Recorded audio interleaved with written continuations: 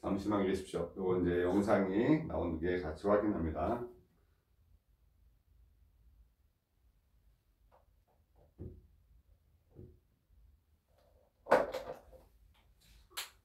자, 안녕하십니까. 신원범입니다.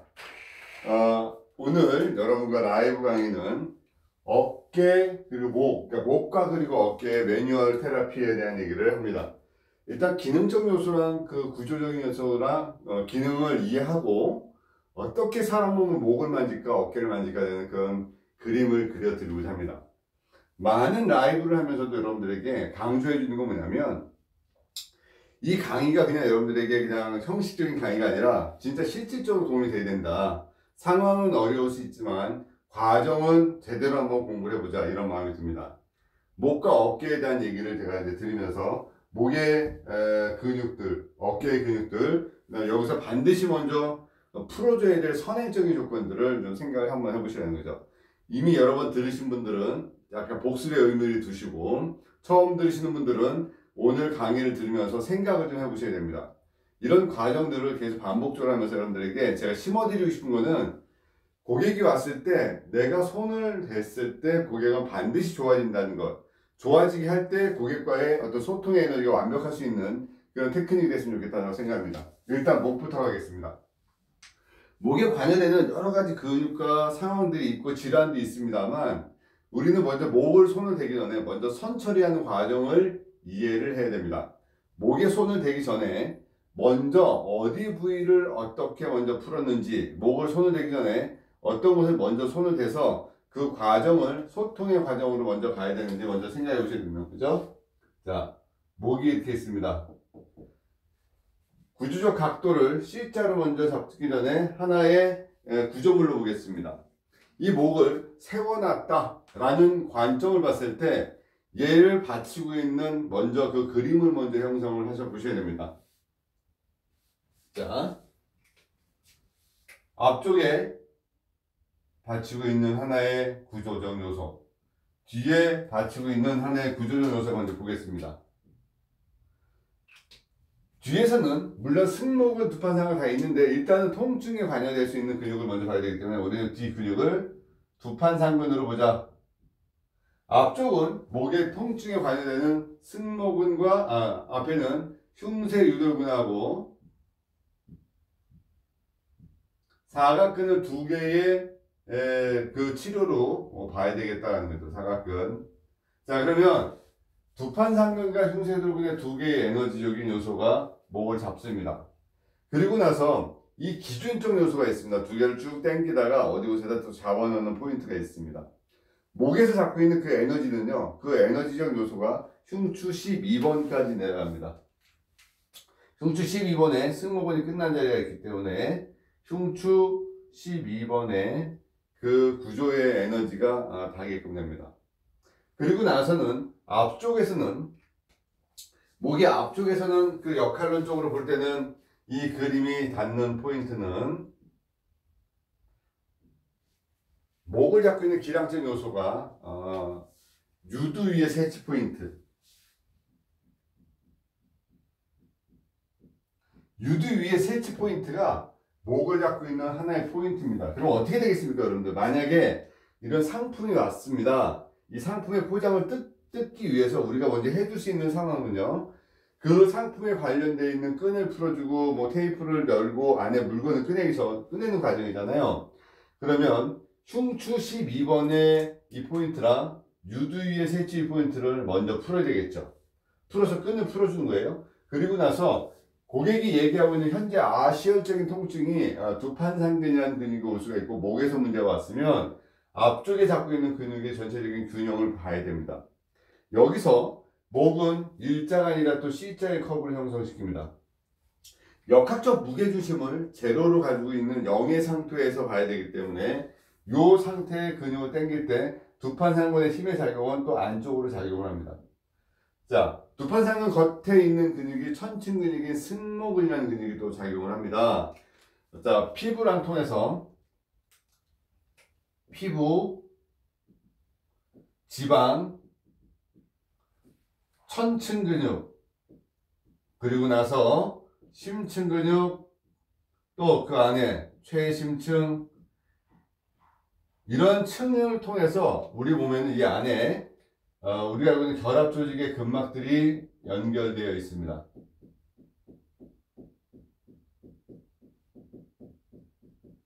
연결되어 있기 때문에요. 이 두판상근은 우리가 알고 있는 심층 근육입니다. 심층 근육. 여기가 두판상근이 있는 곳이고, 천층에는 승모근이라는 근육이 연관됩니다.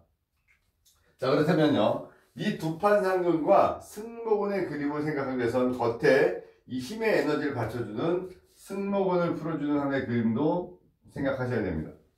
두판상근의 근육의 특징을 얘기할까요? 자, 두판상근은 우리가 목에서 일어나는 통증을 대변합니다. 목의 통증을 대표로 잡습니다. 그래서 목의 통증이라는 부분을 잡아놓고 이 부분을 해결할 수 있는 그림을 찾으셔야 됩니다. 아, 목이 아파요 라는 게 과연 목 근육 자체의 문제인지 아니면 안에 통감을 느끼는 어떤 포인트의 문제도 먼저 생각을 해보셔야 돼요. 목이 아프면 두판상근이라는 제가 노래를 불러줬었던 그 두판상근의 그림을 가지고 과연 이분의 목만 풀 것이냐라는 거죠. 근데 여기서부터 공식적인 요소들이 여러 가지가 들죠. 1번. 일단은 유두 위에서 일어나는 대부분의 모든 문제는 두피를 풀어야 됩니다. 유두에서 일어나는 것은 두피를 풀어줘야 되죠. 두 번째, 얼굴에서 일어나는 모든 상황은 흉쇄 유돌근을 뜯어서 관리합니다. 또 배꼽위에서 일어나는 모든 상황은 사각근을 늘리고 벌려야 됩니다.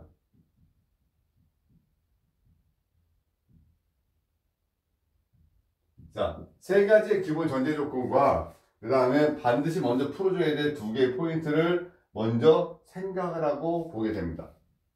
목에 있는 질환들을 생각을 해봅시다. 이렇게 이 층은 항상 모든 통증은 심층의 혈관과 신경과 통증이 대부분 심층에 있기 때문에 이제 저희 여러분들은 이 두판상근까지 만지는 과정을 하기 전에 이 증상에 대해서 먼저 좀 생각을 해보셔야 됩니다. 대부분의 목의 통증은 두판상근이라는 전제 조건을 놓고 여기에 관여되는 근육학적 관점과 그다음에 경락학적 관점이 하나의 흐름으로 이해되고 거기서 매뉴얼 테라피가 정확하게 손이 들어갈 수 있는 그림을 찾으셔야 됩니다. 반사구도 있습니다.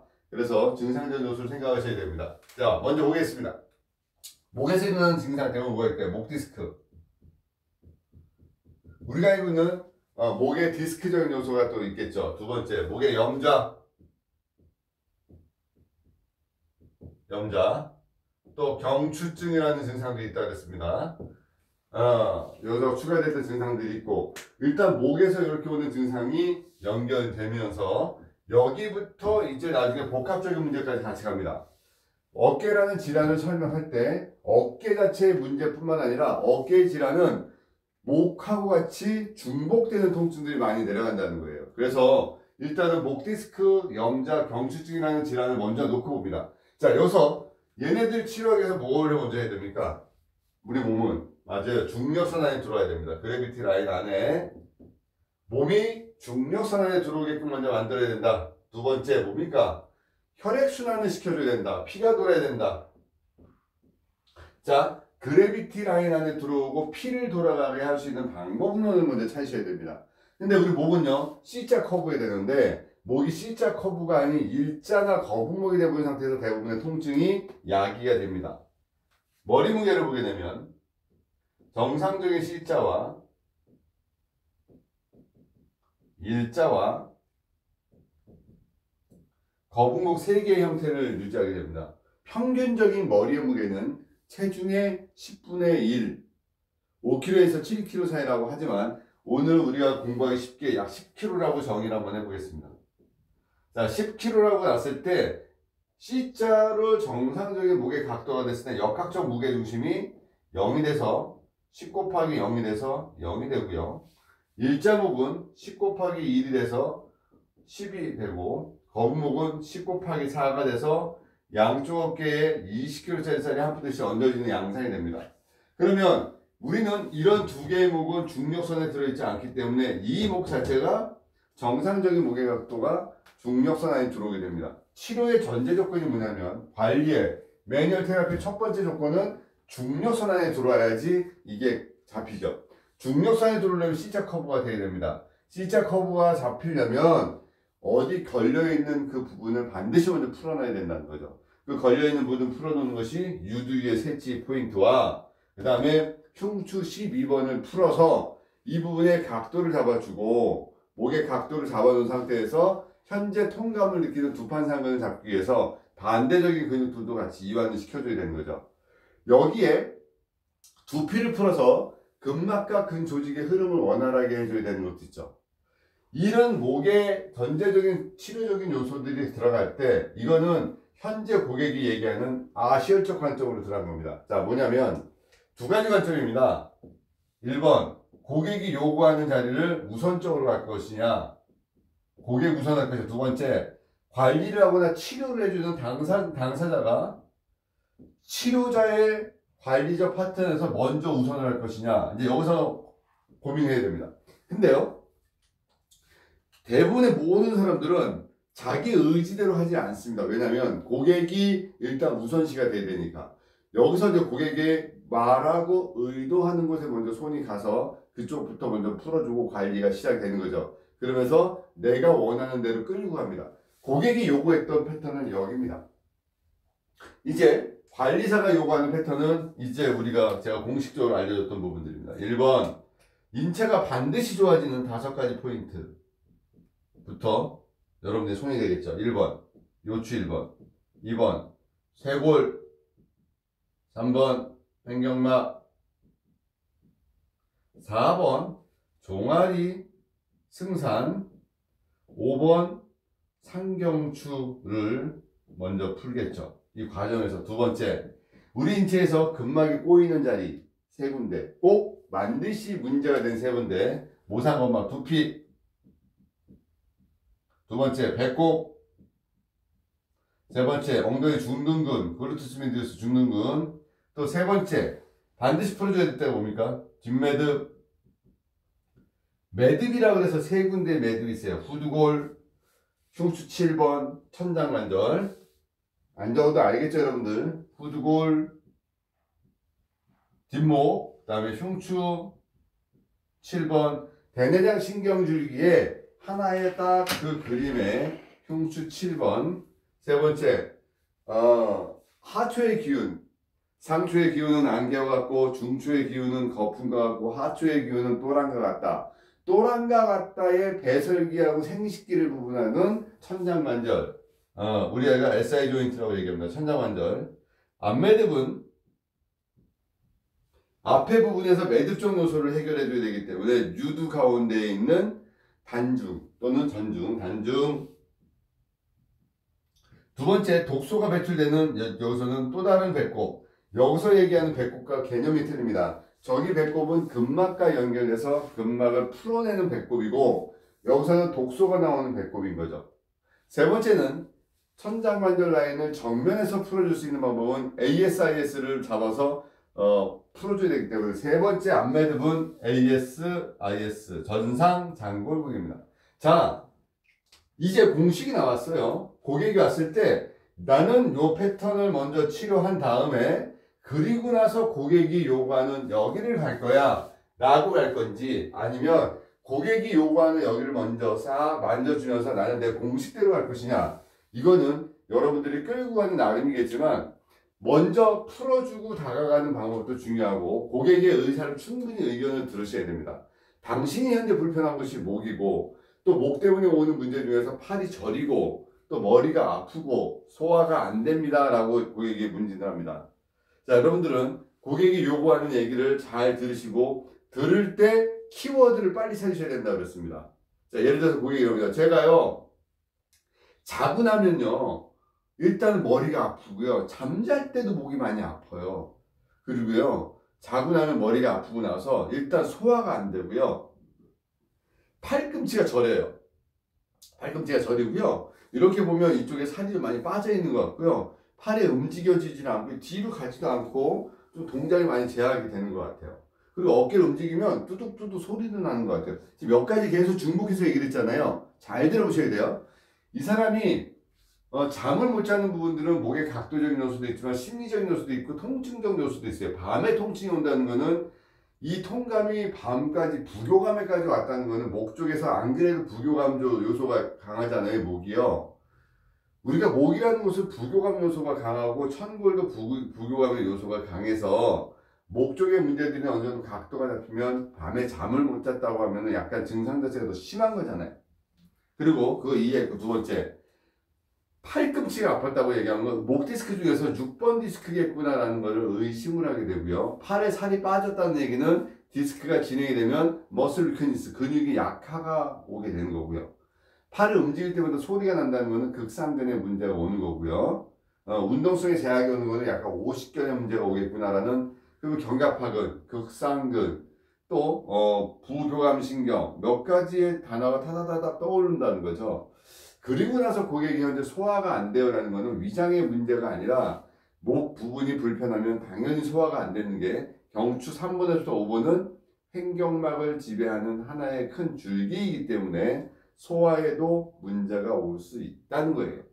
그래서 요 과정을 완벽하게 이해를 하고 먼저 목을 보자.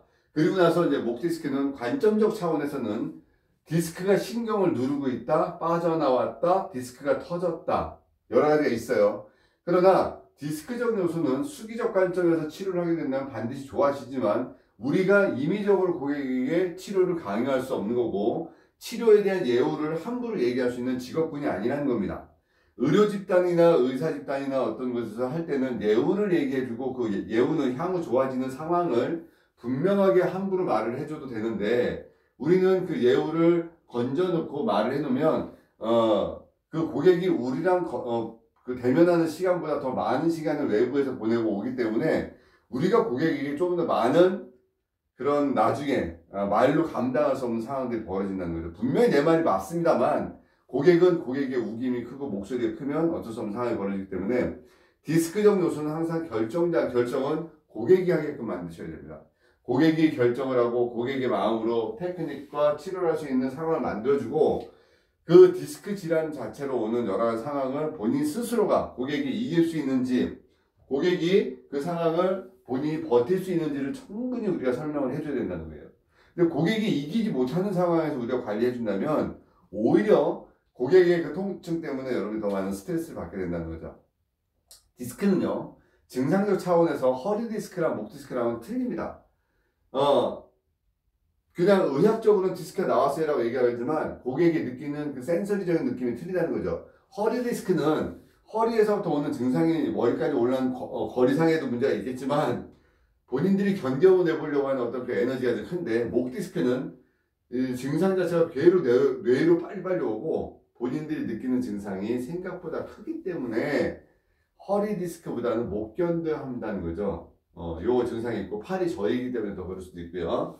그리고 목이 삐었다, 또 디스크는 아닌데 하나의 경추증으로 오는 어제 우리 야간에 강의했던 그 경추증 뼈가 골격을 찌르는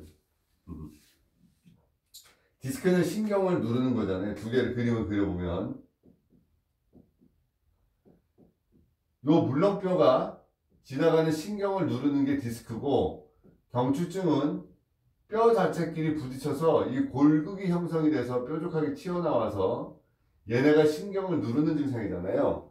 어쨌든 목의 모든 증상들이 오게 되면 그 원인 부분을 먼저 생각을 해야 되는데 원인적 요소를 생각할 때 가장 좋은 치료 테크닉은 일단은 중력산에다 들어가게 해주고 그리고 피가 돌 수 있는 상황을 돌려서 내 몸에서 자연 치유적인 요소가 일어나게 해주고 그리고 거기를 누르고 있는 압력과 에너지를 풀어줘야 되기 때문에 그 부분에 상경추 부분부터 풀어서 나가는 이 패턴이 첫 번째 치료의 패턴입니다.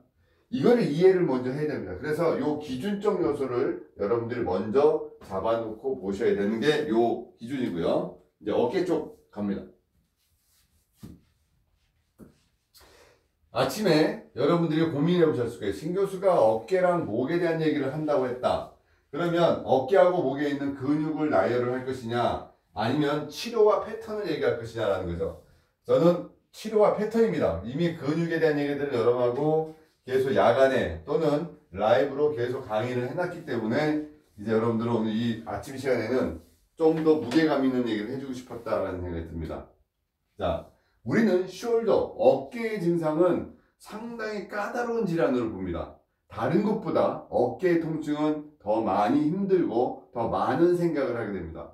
목이라는 부분은 목과 신경 레벨의 어떤 정확한 뚜렷한 인자와 그 다음에 그쪽에다가 인풋과 아웃풋이 어느 정도 답이 나오는 것입니다. 들어가면 내가 관리를 해주면 어느 정도의 답을 찾을 수 있는 것인데, 이 어깨는 통증의 양과 그 에너지적 요소가 완전히 틀립니다. 특히 어깨의 증상 중에서 오는 염증성 질환인 오십견, 또 회전근개 파열, 이 질환 자체가 생각보다 많은 인내를 요구하는 과정이 들어가고, 그리고 염증이 딱 시작되면 그 염증이 어느 정도 가실 때까지는 통증의 양도 가늠할 수 없을 만큼 고통스럽습니다. 그래서 어깨는 풀어주는 양상도, 좋아지는 양상도 이제부터 제가 얘기하는 걸 잘 이해하시고 접근을 하시기 바랍니다. 어깨 관리만 잘해도요, 여러분들이 고객 관리의 진정한 승자가 됩니다.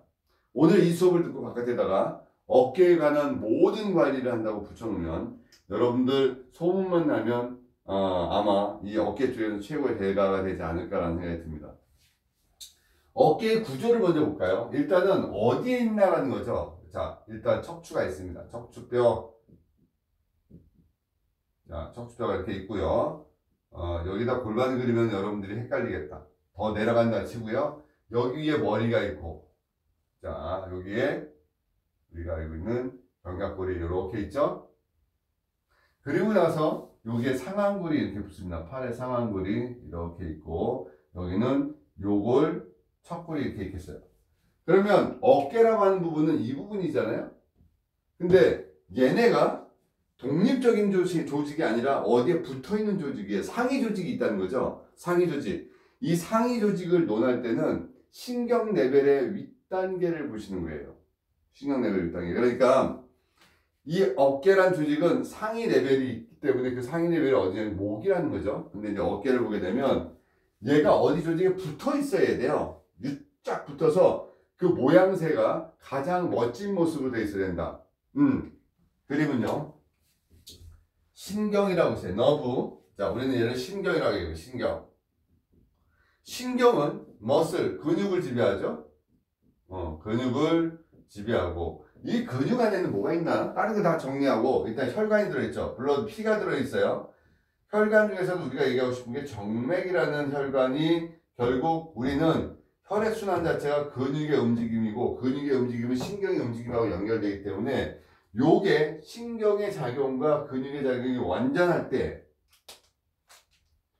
요 작용이 완전할 때 우리는 그 관절이나 조직이 제자리에서 딱 붙어 있다는 거죠. 만약에 신경이 손상을 받거나 신경 레벨에 고장이 생기면 그 근육 자체가 그 자리에 못 있고 약간 느슨하게 밑으로 밀려지거나 머슬 자체, 근육 자체가 제대의 폼, 자기의 모양을 갖추지 못하고 늘어지거나 약해지는 현상이 옵니다. 그걸 위크니스라고 얘기하고, 늘어지죠. 그러면 견갑골 안쪽에서 완벽하게 붙어 있어야 될 저 근육이, 자, 여기에 붙어 있는 근육이 롬보이드 머슬, 능형근입니다. 능형근이 정확하게 잡아주고 당겨주고 있어야지 이 스카플라 견갑골이 제자리에 있고, 또 이 능형근이 잡아줄 수 있는 근육의 힘이 있을 때 이 숄더, 어깨 부분에 있는 이 휴머러스, 어깨도 근육 자체로 제대로 탁 잡고 있죠. 근데 요 능형근이라는 근육을 잡고 있는 신경이 어디에 있냐라는 거예요. 이제 그 얘기를 말씀을 드리고 싶어요. 자, 그렇다면 이 어깨를 잡고 있는 두 근육의 레벨과 신경을 이해를 해야지 어깨의 폼이 잡힌다는 거죠. 자, 요게 요렇게 잡혀 있는 근육은 우리는 롬보이드 머슬, 능형근이라고 얘기합니다. 능형근. 자, 여기서 요렇게 당겨지는 근육이 있어요. 어깨를 올려주는 근육이에요. 우리가 이거를 뭐라 그래요? 레바토 스카플라, 견갑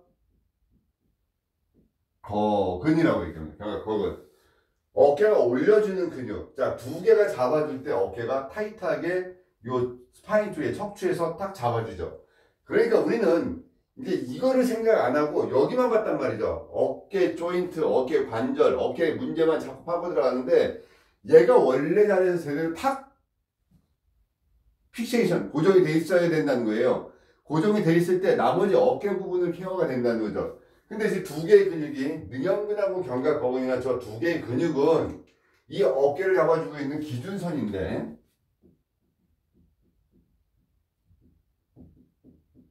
견갑거근하고 능형근이 두 개의 기준선인데 얘네는 과연 어디서 오냐는 거죠. 얘네 지배하는 신경이 뭐지? 제가 말씀드렸죠. 근육은 그 앞에 신경을 받아. 그 신경이 뭐냐면 견갑 배신경입니다. 얘는 도살, 스카플라, 너브라는 견갑 배신경의 그림을 가지고 있어요. 여기 견갑 배신경의 그 전 단계의 그 뿌리가 뭐야? 라고 얘기했더니 나는 사각근을 뚫고 나오고 사각근 뚫기 나오는데 내 뿌리는 원래 경추 5번이었어? 라는 답을 줍니다. 그렇다면 어깨를 만지기 전에 여러분들 만져야 될 게 경추 5번, 사각근, 견갑 배신경 중의 줄기를 생각을 하는 거예요. 왜? 얘를 해결해 주지 않으면 뒷게 해결이 안 되기 때문에. 앞에 게 해결되는 전제 조건을 이해를 해야지 요 그림이 여기에 맞아떨어지고 이제 어깨를 관리하는 그림은 나온다는 거죠. 다시 생각해 봤어요. 자, 그러니까 이제 나는 이 사람의 숄더를 관리해주고 어깨를 관리해줘야 되는데 일단 어깨 폼을 봤더니 왼쪽 어깨가 오른쪽보다 나가 있더라. 그래서 근육을 탄력도를 봤더니 오른쪽은 근육의 탄력도와 머슬의 기능이 펑션이 좋은데 왼쪽은 근육의 기능과 근육이 뼈를 잡고 있는 힘이 떨어져 있더라. 그러니까 결국 어깨를 아무리 관리해도 근본적인 부분들이 해결이 안 된다는 거죠. 그래서 어디부터 만져야 된다? 어깨 전에. 그치. 경추 5번 사각근을 풀어서 이 주변에 너브 신경의 흐름을 원활하게 해주면서 이쪽에서 잡고 있는 머슬들 전체적인 근육의 폼을 잡아줘야 된다는 거죠. 그렇게 잡아주면서 이제 숄더 포인트로 합니다. 그러나 고객은 이거 모릅니다. 그냥 고객은 나 어깨 아파요로 가죠. 나 어깨 아파요. 나 어깨 해결해 주세요 라는 그림으로 갑니다. 자, 그래서 여러분들은 고객을 만족시킬 것이냐, 고객을 기쁘게만 해줄 것이냐, 아니면 고객이 기뻐서 졸도를 할 것이냐, 기뻐서 치료가 돼서. 고객을 졸도시키는 방법은 낫게 해주면서 기분도 좋게 해주는 방법이에요. 우리는 서비스업이라고도 얘기합니다만 어쩌면 고객의 마음과 감정을 컨트롤하는 서비스업이 아닌 육체적인 거를 케어해주는 그런 서비스업이지 않을까라는 생각이 듭니다. 그래서 여러분들 이 부분을 생각을 하고 이제 이 부분으로 돌아갑니다. 아침에 정신이 번쩍 뜨죠, 여러분들. 공부를 제가 각오하고 강의를 시작하고 있습니다. 지금 아침에는 여러분들에게 오늘 느슨하게 하지 말자. 우리 오늘 아침 하루 한번 타이트하게 살아보자. 조금은 공부를 한번 기존에 했던 것들을 정리를 한번 해보자. 이런 마음이 듭니다. 자, 이렇게 됐습니다. 이제 요게 해결되면 이제 어깨로 갑니다. 어깨에 근육이 있습니다. 이렇게 해서 요 휴머러스까지 붙는 요 근육을 우리가 극상근이라고 부릅니다. 요 극상근은 어깨 통증의 주범입니다. 어깨 통증의 주범이고 얘를 지배하는 신경도 견갑상신경입니다. 견갑상신경이 지배하는 두 개의 근육이 극상근하고 극하근입니다. 여기엔 또 극하근입니다. 지금 이 모습은 뒷모습입니다. 뒷모습이에요. 극하근이에요. 자, 특징적으로 한번 볼게요. 극상근의 문제는 양치질이 안 돼요. 세수가 안 돼요. 빗질이 안 돼요. 어깨가 움직일 때 뚝뚝뚝 소리가 나요. 뒤에서 팔이 일자로 가지 않아요. 팔을 들을 때 30도를 들지 못해요. 못 썼죠? 여러분 못 쓰는 게 당연합니다. 다시 얘기합니다. 양치질이 안 돼요. 빗질이 안 돼요. 수저질이 안 돼요. 그리고 어깨를 움직일 때마다 두둑두둑 소리가 나요. 팔을 30도를 들지를 못합니다. 팔을 들었다가 내리다 보면 힘이 빠져가지고 툭 떨어져요. 뒤로 팔이 직선으로 일직선상으로 가지 않아요. 자, 요렇게 얘기를 해놓고 제가 뭐라 하냐면 어깨에 통증을 일으키는 모든 주범은 극상근이다 라고 얘기를 했어요. 특히 회전근개 파열에 거의 극상근의 문제입니다. 이 극상근 자체가 어깨에 붙고요. 요 붓는 과정에서 이제 여러분은 통증의 주범은 극상근이야. 그러나 고객은 극상근을 호소하지 않습니다. 제가 여기가 아파요라고 합니다. 삼각근을 합니다. 대부분의 모든 그 고객은 극상근의 문제, 극하근의 문제 안 따집니다. 무조건 삼각근이 아파요라고 합니다. 삼각근. 삼각근이 아파요라는 그림에 이제 여러분들이 이제 오류를 범하기 시작합니다. 삼각근은요, 모든 근육을 쌓고 있었던 어깨 쪽, 특히 상지 쪽 어깨 라인을 쌓고 있었던 근육의 근막이 이 삼각근을 덮고 있기 때문에 이 숄더 쪽에서 오는 대부분의 증상은 가짜 통증입니다. 그래서 그 콜라겐 성분의 그 어깨 통증에서 오는 성분들은 숄더의 통증은 따뜻하게 찜질만 해주면 됩니다. 그죠? 그래서 일단은 여러분들이 극하근의 통증도 합시다. 극하근이 아프면, 불편하면 어깨가 아파서 잠을 못 잤어요. 또 브레이저 끈을 혼자 풀지 못하겠어요 라는 증상으로 봅니다. 임상적 특징은요, 극하근 가운데 천종이라는 혈자리가 있습니다. 이 천종이라는 자리는 모유수유 유방관리와 관여됩니다. 그리고 오른쪽 천종은 간의 에너지랑 연관이 되고 왼쪽 천종은 부정맥, 심장의 부정맥과 연관이 됩니다. 이거를 확인하려고 해부를 해도 보이지 않습니다. 이거는 임상적으로 얻은 경험치입니다. 그래서 여러분들이 그 부분을 신경 써서 만져봅니다. 그 느낌과 그 기능을 먼저 생각하는 거죠. 자, 근데 우리는 극하근이라는 근육을 봤습니다. 극상근이라는 근육을 봤습니다.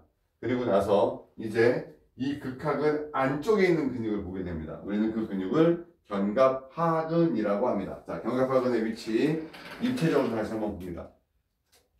여기가 극하근입니다. 그 안쪽에, 요 안쪽에 있는 근육이 견갑하근입니다. 이 견갑하근은요, 지배 경락이 심장입니다. 심경락. 결국 견갑하근은 심장이 컨트롤하는 근육이에요. 결국 견갑하근은 어떤 특징이 있었냐면 오십견을 관리하는 오십견 케어 근육이에요. 오십견을 케어해주는 요 견갑하근이 오십견과 견갑이 있는 견갑하근은 어깨를 뜯어서 관리를 해줘야 되는 근육이에요. 얘는 오십견과 연관이 있는 근육이다. 자, 이제 머릿속에 들어가 있어요. 자, 이제 하나. 대원근이 있고 소원근이 이렇게 있습니다. 소원근. 여기 이제 소원근인데, 소원근에는 두 개의 신경이 나옵니다. 하나는 애과신경, 악실라리 너브. 하나는 요골신경이 나오면서 이 어깨 주변의 모든 통증을 케어해주는 통증의 치료 포인트입니다. 그러나 이 네 개의 근육이 하나의 모양새를 가지고 어깨의 한 동작을 잡아주는 회전근개입니다. 극상근, 극하근, 소원근, 견갑하근 네 개가 하나의 에너지로서 큰 문제가 없으면 모션 자체가 일어나지 않는데, 만약에 손상받아서 럽처, 찢어지거나 조금만 손상받으면 움직임에 제약을 받아서 통증을 오게 되죠. 이걸 우리가 회전근개 파열이라고 합니다. 자, 이제 우리는 지금 어깨 부분의 증상을 얘기했습니다. 이렇게. 그러나 말씀드렸듯이 이쪽에 연결되어 있는 그림들도 봐줘야 된다고 설명했었습니다.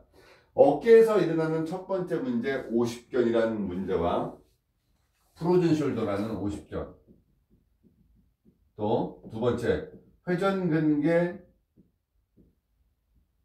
파열이라는 요 문제가 옵니다. 과연 이 두 개의 문제만 볼 것이냐라는 거죠. 제가 드리고 싶은 얘기는 두 개의 문제만 보지 말라는 거예요. 왜냐하면 여기 상위 레벨도 봐줘야 된다는 거예요. 상위 레벨의 문제. 요 상위 레벨의 문제가 반드시 여러분들 신경을 써줘야 될 부분이 있다는 거죠. 사람이라는 게 중복적으로 불행도 고통도 중복돼서 온다고 얘기하듯이 통증도 이미 중복돼서 오는 케이스가 많습니다. 이분이 오십견이 있는데 목 디스크가 있을 수가 있어요. 그죠? 목 디스크가 있을 수도 있고 오십견이 있는데 거북목이나 일자목일 수도 있다는 거죠. 그래서 이 근본적인 문제들을 좀 풀어가는 방법을 좀 생각을 한번 해보자 라는 생각이 듭니다. 참, 설명을 좀 드릴게요. 지금 요 방송은 라이브 방송입니다. 밴드 라이브 방송을 통해서 여러분들에게 강의를 해주는 방송입니다. 그래서 이 라이브 방송을 신청하고 보고 싶으신 사람들은 9793-7582, 이거 제 이름입니다. 신원범. 이런 라이브 방송을 제가 거의 매일 합니다. 아마 4월달 되면 일주일에 한 두세 번 정도로 바뀔지 모르지만 이 라이브 방송을 저한테 9793-7582로 앞에 010이 들어가야 되겠죠? 문자로 이 라이브 방송을 보고 싶어요 라고 하면 제가 지금 현재 강의하는 라이브 밴드에 초대를 해드립니다. 그래서 여러분들이 도움이 될 수 있는 부분들은 최소한의 이론적으로 좀 완벽해야 된다는 거예요. 완벽하지 않으면 그 테크닉이 우습다. 자, 이제 요렇게까지 이해가 됐어요. 이해가 되면 이제 얘도 치료하는 패턴을 이해를 해야 된다는 거죠. 어깨가 아픕니다. 자, 여러분 저 같은 경우는 어깨를 이해했습니다. 그렇다고 바로 어깨부터 손을 대지 않겠죠. 자, 사람이 에너지가 교감으로 떠 있습니다. 우리 보면 교감의 에너지와 부교감의 에너지가 있습니다. 자, 여기는요 근육만 얘기했습니다 지금. 근데 이쪽에 앞쪽에는 두 개의 아주 중요한 장기가 어깨랑 연관되어 있는 장기가 있습니다. 하나는 심장이고 하나는 폐가 있습니다. 이거 생각 안 했잖아요 여러분들, 그죠? 자, 폐라는 에너지하고 심장의 에너지가 이 숄더 라인의 하나의 큰 조각의 그림으로 맞춰진 퍼즐이에요. 여기에 교감과 부교감의 에너지 플러스 장기라는 것도 생각을 해줘야 된다는 거죠. 장기의 에너지. 요 장기의 에너지와 결국 우리는 내부의 장기와 그 다음에 에너지적 요소에서 교감과 부교감의 에너지를 같이 봅니다. 자, 그러면 교감의 에너지는요 뭔가 액션이 있고 움직이고 뭔가 하려고 하는 에너지고, 부교감은 휴식의 에너지하고 뭔가 안정적인 에너지에서 휴식의 단계로 들어가려는 에너지가 있습니다. 결국 우리 몸은 내 스스로가 나를 치료하려고 하는 어떤 에너지가 강하기 때문에 그 에너지를 유지시켜주는 방법으로 찾아 들어가야 됩니다. 자, 내가 그 에너지를 이용해서 도와서 치료로 갈 것이냐, 아니면 이 사람이 스스로가 치료될 수 있는 시간까지 그냥 둘 것이냐라는 거죠. 몸은요 본인 스스로가 치료가 될 수 있는 시간을 더 버리면 어떤 일이 벌어지냐면은 아예 그 기능 자체를 펑션을 제로화 시킵니다. 예를 들어서 어깨가 너무 심하게 아픈 50견이 왔습니다. 그러면 이분 스스로가 통증의 과정들을 겪습니다. 어떻게 겪냐면 통증이라는 시간을 겪고 동결기라는 시간을 겪고 치유기 또는 우리가 낫는 이 치유기의 시간을 겪습니다. 이 통증기는 이 어깨는 염증성 질환으로 오기 때문에 상당히 많이 괴롭게 옵니다. 저 또한 50견을 살짝 겪으면서 느꼈던 게, 야, 이게 50견이라는 증상이 내가 겪어보니까 알겠구나. 또 고객들의 고통이 어떤지 알겠구나 느꼈습니다. 통증이 심합니다. 이 통증기에. 그래서 이때 우리가 케어를 해주지 않으면 고객은 이 기간을 그냥 방치하거나 약물을 복용하거나 증상을 넘깁니다. 그러면요 이때부터 우리 몸은 어떻게 되냐면 스티프니스, 굳어가고 어떤 RM 자체가 딱 떨어지는 경직 단계로 들어가요. 왜? 안 움직여지지 않았으니까. 그죠? 굳어가고 동결기 때 완전히 굳혀서 치유기 때까지 가게 되면 이 관절의 어떤 조직적 움직임이 거의 제로화 됩니다. 자, 통증은 없는데 움직이지 못해. 요게 고객 혼자에게 뒀을 때 일어나는 상황이에요. 고객은 이 증상 자체가 끝나고 나면 나는 원래대로 팔을 움직여야 되겠다라는 그런 사명감이 있고, 이 자체를 도와주는 게 최고의 치료법입니다. 제가 언젠가 그런 얘기를 했어요. 수기요법의 가장 큰 비중이 뭡니까? 라는 얘기를 해줄 때 제가 ROM이라고 했습니다. 수기를 해주는 가장 큰 그 비중은 통증이 없는 상태에서 가동 범위대로 움직이는 게 그게 이 매뉴얼 테라피의 최종의 목표입니다. 그러면 우리는 이 고객이 수기 치료 후에 최종의 목적에 갈 수 있는 방법을 찾아주려면 언제 그 관여가 돼야 되겠어요? 이 통증이 올 때부터 관여가 돼야 됩니다. 그러나 이 통증기 때는요, 고객은 많은 짜증도 내고 또 왜 만졌는데 그대로냐고 얘기하고 뭔가 계속 반복적인 컴플레인트를 합니다. 제가 얘기합니다. 이 통증기의 어느 순간까지는요, 헛수고 같은 노력을 하셔야 됩니다. 이게 고객이 인지하시고 고객이 받아들여야 됩니다. 왜냐면요, 이때 통증기에는 그거랑 똑같아요. 갖다 물 떠놓으면 말라버리고 물 떠놓으면 말라버리고 이런 겁니다. 제가 관절 조직을 건드려 놓으면 다시 가라앉고 조직을 가라앉고 이게 계속 반복됩니다. 이거 보세요. 뭔가 들어와서 가라앉는 단계가 있고 아예 안 건드려서 그냥 있는 단계가 있어요. 나중에 어떤 일이 벌어지겠어요? 뭔가 들어와서 가라앉는 그 에너지적인 요소를 소모했던 동작은요. 나중에 어떤 몸에서 치유 반응이 일어나도 그 단계적으로 다시 똑같은 운동이 일어나고 아예 굳어버렸던 조직은 그냥 그 근육을 그 조직을 아예 굳혀버려요.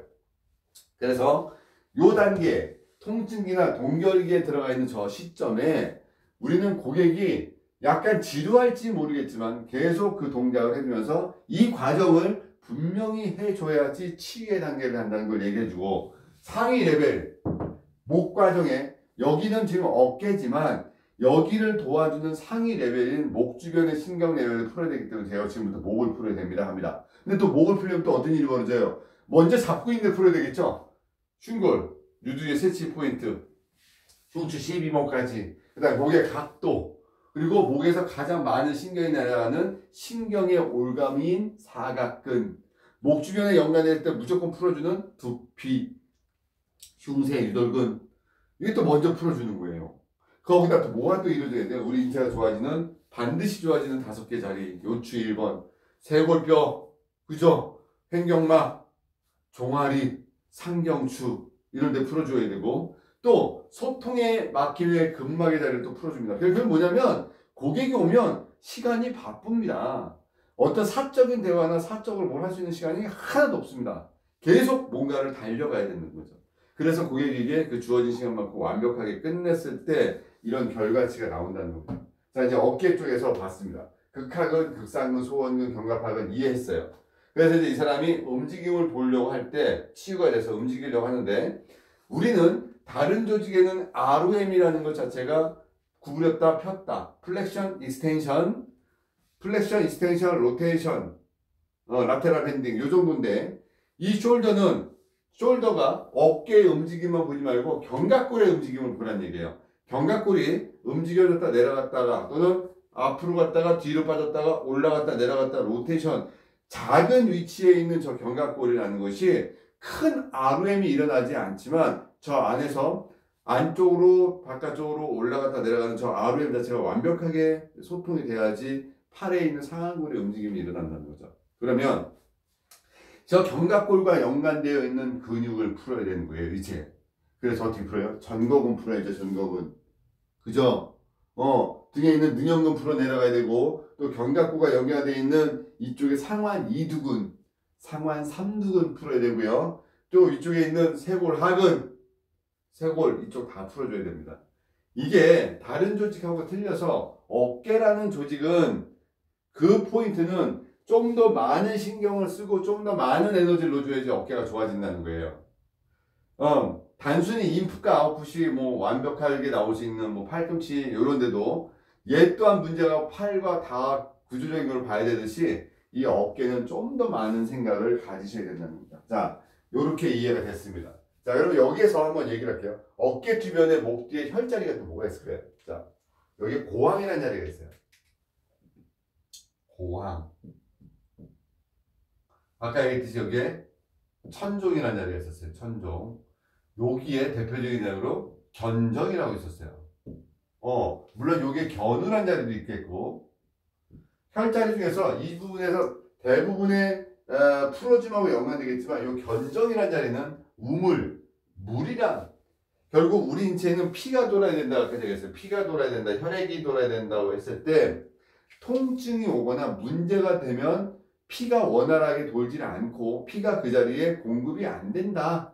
그러면 이쪽에 피를 돌려줘야지 결국 그 몸이 좋아지기 때문에 저 견정 부분에 대해서 신경을 써야 되고 거기다 펌프질을 해줘야 된다.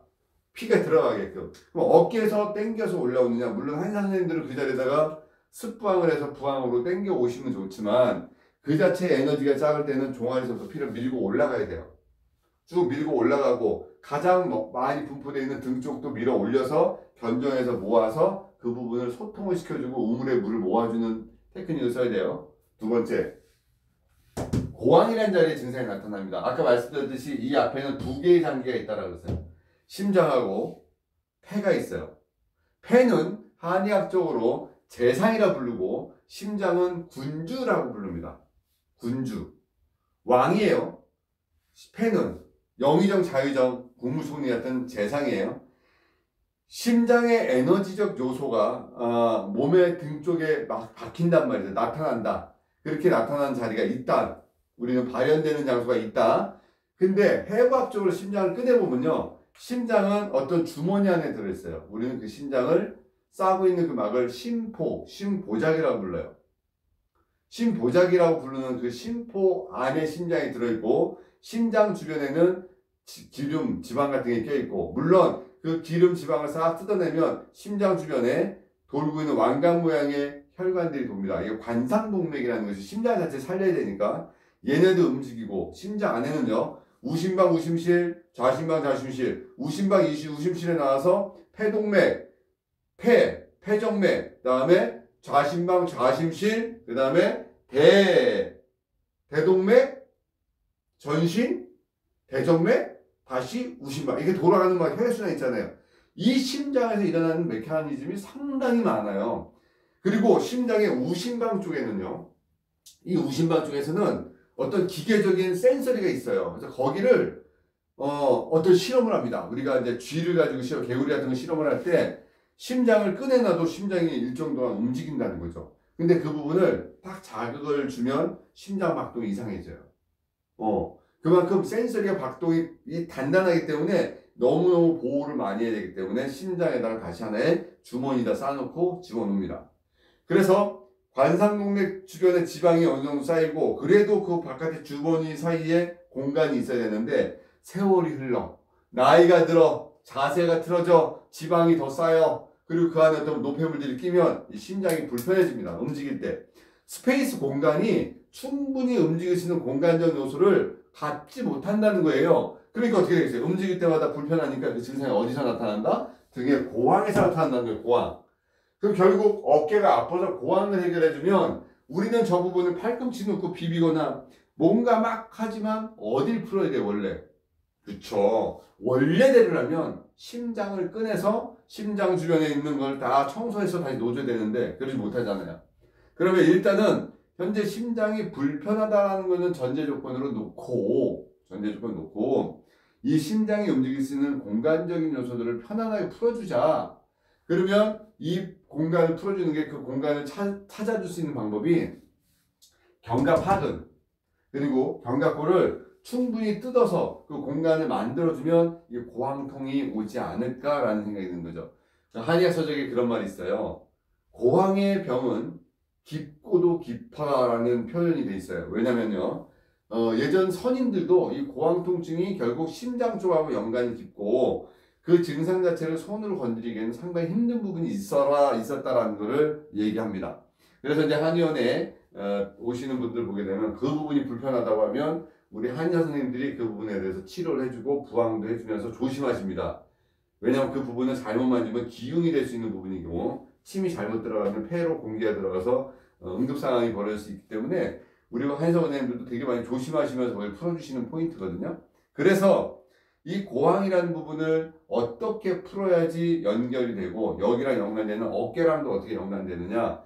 그래서 답은 고황 부분은 뜯어야 됩니다. 아니 완전히 뜯는 게 아니라 이 건 조직 또 근 조직 근막이라는 조직이 제가 말씀드렸듯이 솜사탕 같이 이슬에 젖어 있는 거미줄 같은 그분들이 유착이 되고 교착이 되버리면 늘러붙어요. 얘를 뜯어주죠. 이렇게 위아래 들려서 이 부분을 이렇게 늘려주는 거예요. 그래서 이쪽으로 림프도 지나가고 또 모세혈관도 지나갈 수 있는 공간을 만들어주면 우리 몸은 어떻게 돼요? 편안해지고 치유의 과정으로 가는 거죠. 그래서 여러분들이 장부를 봐야 됩니다. 이해를 해야 됩니다. 그리고 나서 심장과 폐의 메커니즘도 이해를 하셔야 돼요.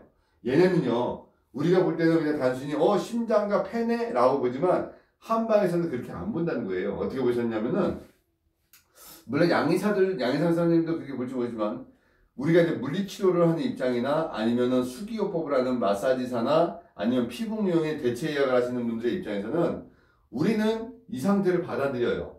어떻게? 폐는 차가운 것이다. 폐는 차가운 것이다. 심장은 뜨거운 것이다.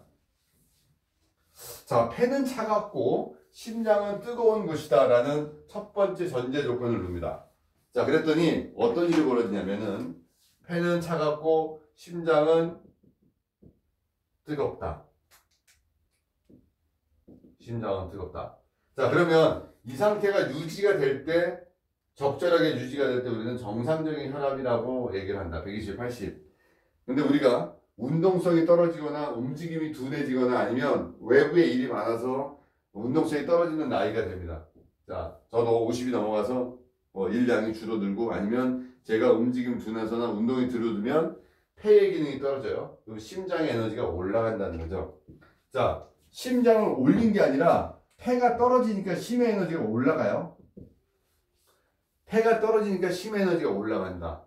이 얘기는 뭐냐면 이제부터 심장은 압력이 높아진다. 압력이 높아진다는 것은 이제 몸 안에 혈관을 통해서 많은 피의 양을 좀 더 많이 세게 내려보내려고 하는 그런 에너지가 오더라. 근데 여기에는 좋다 이거죠. 그러나 머리 쪽이나 기존의 에너지보다 센 게 들어오면 터질 것 같은 것들은 이제 과긴장 상태가 들어가서 통증으로 옵니다. 자, 머리가 아파지거나 어깨가 붓거나 목이 붓거나 또 이쪽에서 흉곽출구 라인인데 쇄골 라인에서 어떤 증상이 나타나거나 가슴이 답답하거나 협심증 증상처럼 올 수도 있고 이 주변의 증상들이 동반됩니다. 자, 얘는 어깨의 증상과 별개의 증상이라고 볼 수도 있어요. 그러나 이 어깨에서 나타나는 하나의 복합적인 증상으로 장기의 문제도 생각해야 된다는 거죠.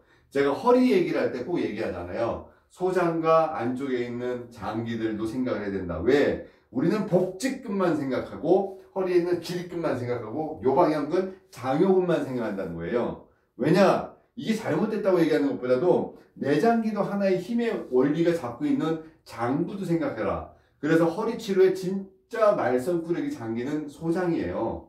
허리 치료를 진짜 우리가 생각할 때 장요근이에요, 요방형근이라고 공식은 집어넣지만 여기에 진짜 장난꾸러기는 소장이라는 거죠. 어깨 쪽에서 일어나는 증상 중에서는 이 저 심장과 폐의 묵직한 에너지를 해결해주고 얘네들이 편안할 때 우리 몸은 치유의 에너지인 부교감의 에너지로 떨어진다는 거예요. 참 재밌는 논리죠. 어깨 하나만 보고 해주면 좋겠는데 신원봉 교수님, 당신은 왜 어깨라는 조인트, 어깨 조인트라는 관절만 보지 않고 거기에 연관되는 기준점까지 봅니까? 30년 넘게 이 일을 했고요. 또 고객들을 한 번 보고 안 볼 고객들이 아니었기 때문에 저는 그들에게 근본적인 것들을 해주고 싶었고 또 하나는 저의 자존심도 있었습니다. 저는요, 맨 처음에 전문대를 나온 입장에서부터 시작이 됐잖아요. 지금은 박사과정까지 해서 건국대 대학원 교수까지 됐지만 43살까지 제 인생은 전문대를 졸업한 제 나름대로 학력이 낮은 사람에서는 일을 열심히 하는 하나의 직업군이었습니다. 내가 아무리 열심히 일해도 제가 하는 모든 일은 하찮시할 때가 많았고 무시도 많이 당했습니다. 그게 싫어서 다시 공부를 했고 그런 과정에서 석사과정 박사까지 했고 교수도 됐지만 그 상황에서 일을 할 때 내가 저 사람들에게 가장 크게 완벽하게 나를 인지시킬 수 있는 방법은요, 결과치예요. 그죠? 가장 큰 설득은 결과를 만들어내는 거예요. 내가요 일을 잘하고요, 제가 뭘 공부했고요, 이거 소용없더라는 거죠. 결과치. 결국 대학원 졸업장, 박사 졸업장 이런 것들에 내가 당시에 칠해놨던 이런 결과치를 만들어내야지 인정을 한다는 거죠.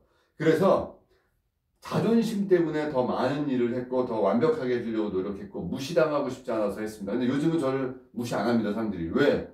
일단 무시할 수 없죠. 왜? 교수인데. 두 번째, 저 사람 공부한 사람이잖아요. 어쨌든 석사 박사까지 한 사람이잖아요. 나이가 들어서 했지만 여러분들 공부하시고 레벨 만들어 가시면서 만드셔야 돼요. 아무리 실력이 좋고 아무리 모든 걸 만들어 가도 어느 한순간에 무시당하면 그거 다 무너집니다. 그래서 완벽할 수 있도록 하시고, 그리고 어깨만 잘 만지는 사람이 아니라 전체를 볼 줄 아는 사람이 돼줄 때 여러분들 레벨이 올라갑니다. 그 다음에 힘들어도요, 공부는 어렵고 깊고 넓게 하십시오. 다시 부탁드릴게요. 공부는 어렵고 깊고 넓게 하셔야지 나중에 여러분들이 어떤 상황에서도 응용이 됩니다. 특히 이쪽 세계는요. 그렇게 해서 조금 방향성도 생각해보고 내가 어떤 것들을 얻을 건지도 생각해보시고 내가 하는 이것 때문에 얻을 수 있는 그 기대치도 생각을 해보셔서 가야 됩니다. 스승이라고 부르시는데 좋습니다. 스승이라고 부르시면 그때부터 내 말을 들으셔야 된다는 거예요. 그래서 함부로 가르치는 사람에게 스승이라는 단어를 쓰지 마십시오. 만약에 그 스승이라는 단어를 쓰시는 분들은 제가 어떤 말을 해도 들으셔야 됩니다. 제가 공부하라는 것들, 어떤 방향성에 대해서 삶을, 당신들의 삶에 뛰어들지는 않지만 공부하는 방향성에서 제가 얘기할 때는 스승이라는 단어를 쓰시는 분들은 제 말을 들으셔야 되니까 함부로 스승이라는 단어를 쓰지 마시고 함부로 스승도 만들지 마십시오. 참 무서운 상황들이 벌어집니다. 저 또한 스승님을 모십니다. 그래서 저는 그 스승님의 모든 일거수일투족을 항상 예의주시하고 스승님의 말씀에 저희들은 움직입니다. 그게 스승을 모시는 입장입니다. 그러니까 여러분들 혹시 어제도 댓글에 스승이라는 단어를 제가 했다고 막 쓰시는데 주의하십시오. 여러분들 그 스승이라는 단어 그 쓰시면 이쪽 방향을 갈 때 모든 방향지시를 저한테 받으셔야 될 수도 있습니다. 그리고 힘드실 수도 있습니다. 물론 그런 힘든 과정을 같이 하겠노라라고 하면 그 스승이라는 단어가 맞을 수도 있습니다.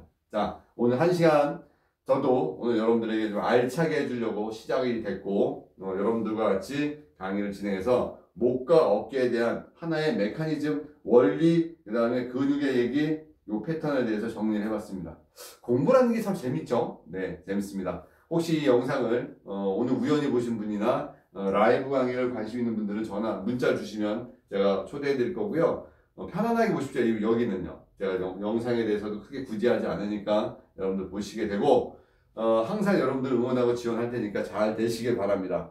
항상 여러분들 지금 미국에서 일본에서 호주에서 뉴질랜드에서 또 중국 상해에서 보시는 여러분들도 외롭게 생각하지 마십시오.